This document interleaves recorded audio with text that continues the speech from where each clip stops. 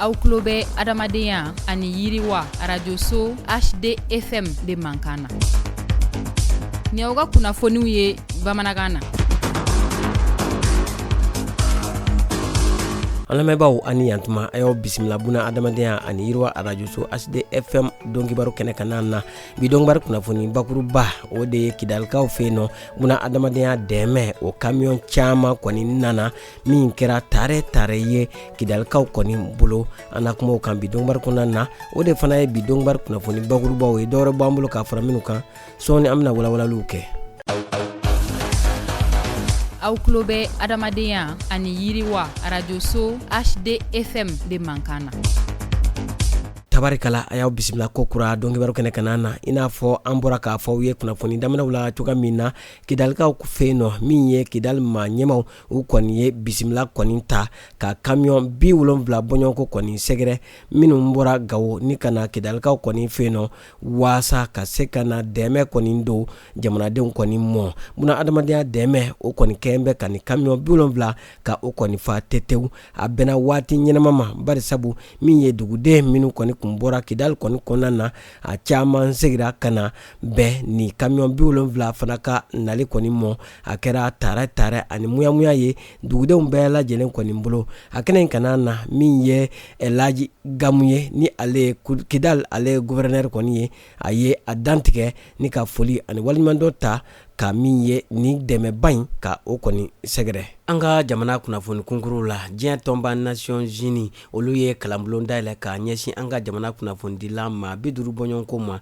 ka bɔ Bamakɔ yan ani marabolo bɛɛ lajɛlen kɔni kɔnɔna na waasa ka se ka u kalan kɛlɛ waati kɔni na u kan ka kunnafoni di cogo ɲuman min na ani fana kunnafoni kolo o bɛ se ka kɛlɛ cogoya min na u ka ni wulikajɔ belebeleba in a kɛkun de ye ka se ka kunnafoni di a sariyaw ka se ka o kɔni labato min ye basigibaliya ale kɔni waati la ni kɛnɛ belebeleba in kɔni kana na min ye Malay Diop ye ni ale kɔni ye diɲɛ tɔnba ONU ale kɔni ka ciden faso Maliba kɔni kɔnɔna na a ye maa minnu sen donna ni kalanbulon in na a y'u ka cɛsiri an'u ka jija a ye foli ta k'a ɲɛsin o mɔ. Bamakɔ ba kiniyan fan fɛ musolakaw olu ka tɔgɔlasoba min kɔni bɛ yen n'an ko ma ko Maison de la Promotion de la Femme olu kɔni ye kɛnɛ belebeleba kɔni sigi kɛnɛ min kɔni kɔnɔna na projet kura o kɔni kurunbɔ karila n'an ko ma ko les échos solidaires projet in a baara kɔni nun donna min ye Derhan maaw kɔni fɛ ni Danemark jamana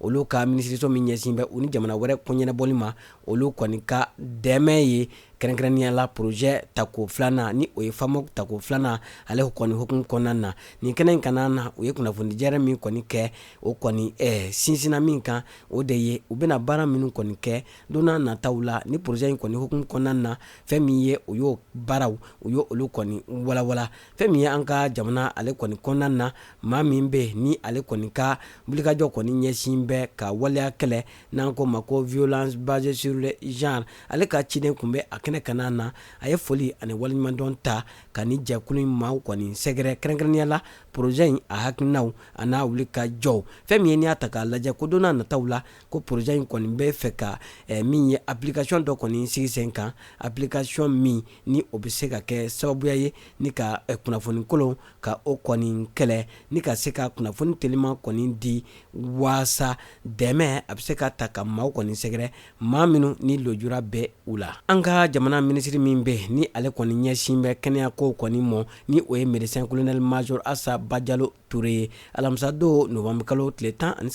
san 2025 a ye kɛnɛ belebeleba dɔ kɔni kurunbɔ kari k'a ɲɛsin an ka jamana ale kɛnɛya baarakɛla maa 181 kɔni mɔ minnu kɔni taara jamana kɔni fɛ waasa ka ɲɛsin kɛnɛya ale baarakɛliw kɔni mɔ o de kɔni hukumu kɔnɔna na u ka nin sigi kɛrɛnkɛrɛnnen a kun tɛ dɔwɛrɛ ye ka se ka min ye kɛnɛya baara taabolo ka se ka o kɔni da yɛlɛ u ye waasa u ni kɛnɛya baarakɛlaw bɛɛ lajɛlen bɛ se ka don ɲɔgɔn na cogoya min na waasa u bɛna baara min kɔni kɛ don n'a nataw kɔni na a baaraw bɛ se ka nɔgɔya u bolo cogoya min na nin kɛnɛ in kana na min ye minisiri ale kɔni a ye kunnafoniyaw kɔni di ka ɲɛsin nin maa kɔfɛtaw kɔni mɔ waasa u ka baara nataw o bɛ se nɔgɔya u bolo cogoya min na fɛn min ye a ka nin kɛnɛ belebeleba in fana kana na a y'a jira u la k'a fɔ fɔ k'u bɛna baara min kɔni kɛ a baara in a ti taa baara ɲɛdɔn ani min ye ka baara in sariyaw ka se ka olu kɔni labato. Novembre kalo tile 13 san 2025 plan international maaw olu kɔni ye wulikajɔ kɔni sabati Tɔnbukutukaw kɔni fɛ yen nɔ u ka projet min kɔni bɛ n'an ko ma ko projet action anticipatoire o kɔni hukumu kɔnɔna na u ye kalanden minɛnw u y'o kɔni ta ka ɲɛsin kalandenw kɔni mɔ yɔrɔ min bɛ wele ko Koriome ka taa se Toya ani Dayi kɔni mɔ fɛn min ye n'i y'a ta k'a lajɛ nin kɛnɛ in kana na u ye lafaamuyali u y'o kɔni ta ka ɲɛsin kalandenw kɔni mɔ fɛn min ye n'i y'a ta k'a lajɛ waati yɛlɛma ani sigida ale bɛ se ka kɔlɔsi cogoya min na min ye kalandenw ka se ka o faamuyaw kɔni di u mɔ min ye waati yɛlɛma kɔlɔlɔ ni o kɔni ye jikasaraw an bɛ se ka tanga ka bɔ olu ma cogoya min na laɲini ye min ye o de ye ka se ka denmisɛnninnakaw ka se ka olu kɔni kalan ni k'u labɛn waasa don n'a nataw la u fana bɛ se ka cɛsiri ni ka fara maaw kɔni kan waati yɛlɛma ka se ka o kɔni kɛlɛ min ye an ka jamana ale kɔni bɛ se ka yiriwa badabada sɔrɔ cogoya min na. Dɛmɛ taara ka ɲɛsin ga 200 bɔɲɔgɔnko kɔni ma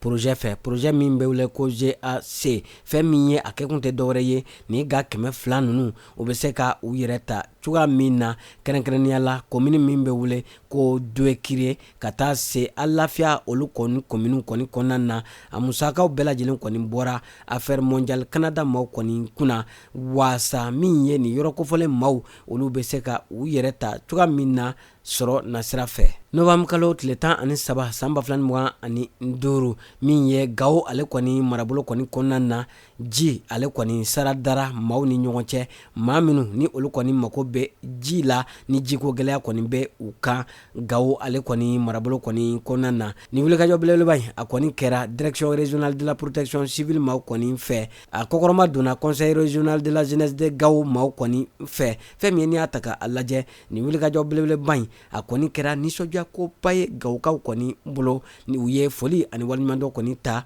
ka ɲɛsin ni dɛmɛ kɛbagaw kɔni mɔ. An bɛ taa an ka jamana dancɛw kɔni kɔfɛ diɲɛ fantɔw kɔni fɛ kibaruyaw minnu bɛ an b'an da don olu kɔni na fɛn min ye n'i y'a ta k'a lajɛ ACR olu kɔni ka kibaruyaw kɔni na jateminɛw kɔni kɔfɛ a yera k'a fɔ ko min ye kasaraw min bɛ tali kɛ ji kasaraw ka taa se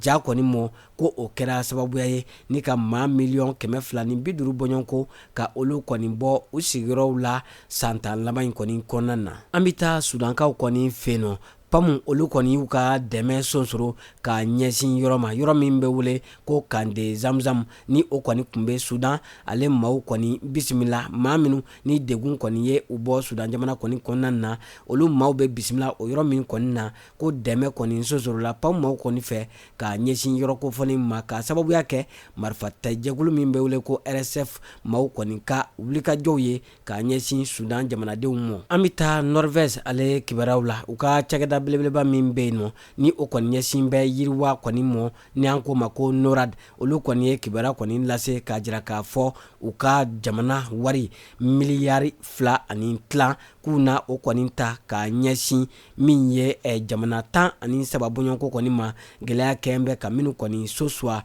kɛrɛnkɛrɛnnenya la Sudan, Yemen ani RDC ka taa se Afghanistan kɔni mɔ. An lamɛnbaaw an bɛ bɛɛ lajɛlen fo ka bɛɛ lajɛlen waliɲuman dɔn kunnafoniya minnu tun bɛ an bolo ka bɛn bidonya in ma o de tun ye ninnu ye a lasera aw ma a balimakɛ n'aw denkɛ Idrissa Badimi fɛ maa min tɛgɛ bɛ nɛgɛw la o ye Salimu Jara ye a k'an bɛɛ waati wɛrɛw la an bɛna kunnafoni kuraw lase aw ma.